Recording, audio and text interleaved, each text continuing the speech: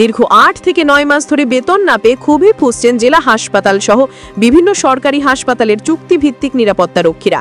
দায়িত্ব পালন করেও মাসের পর মাস পারিশ্রমিক না মেলায় অবিলম্বে বেতন চালুর দাবিতে মঙ্গলবার কৃষ্ণনগরে জেলা স্বাস্থ্য আধিকারিকের দপ্তরের সামনে প্রতিবাদে সামিল হন তারা।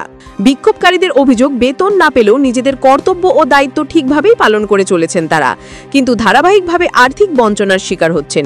এই বিষয় নিয়ে পূর্বে হাসপাতাল সুপার থেকে শুরু করে জেলা স্বাস্থ্য আধিকারিকের কাছে একাধিকবার আবেদন জানিয়েও মেলেনি কোনো সুরাহা। তাদের আরও অভিযোগ, পূর্বে সিএমএইচও দপ্তর থেকে বেতন চালুর বিষয়ে নির্দিষ্ট সময়সীমা বেঁধে দেওয়া হয়েছিল। পরিস্থিতি বিক্ষোভের পর্যায়ে পৌঁছলেও মঙ্গলবার প্ল্যাকার্ড হাতে একত্রিত হয়ে জেলা স্বাস্থ্য আধিকারিকের দপ্তরের সামনে বিক্ষোভ দেখাতে বাধ্য হন নিরাপত্তা রক্ষীরা।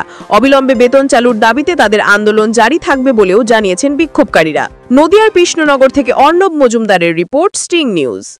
আমার নাম আকাশ মন্ডল, জেলা হাসপাতালে সিকিউরিটি কর্মরত। দীর্ঘ ৮-৯ মাস ধরে আমাদের কোনো বেতন দেওয়া হচ্ছে না, কাজ করিয়ে দেওয়া হচ্ছে, কোনো বেতন দেওয়া হচ্ছে না। বেতনের জন্যই আমরা এই হাসপাতালে সিএমএইচ আমাদের কথা দিয়েছিলেন বেতন দিয়ে দেবো এবং ওয়ার্ক অর্ডার দিয়ে দেবো। তার ওয়ার্ক অর্ডারও দেয়নি, বেতনও দেয়নি। তার জন্য আজকে আমরা হাসপাতাল সিএমএইচ অফিসের সামনে শান্তিপূর্ণ অবস্থান বিক্ষোভ করছি। এর আগেও কথা দিয়েছিল, কথা রাখেনি। বারংবার কথা দিয়েছেন, উনি কথা রাখছেন না।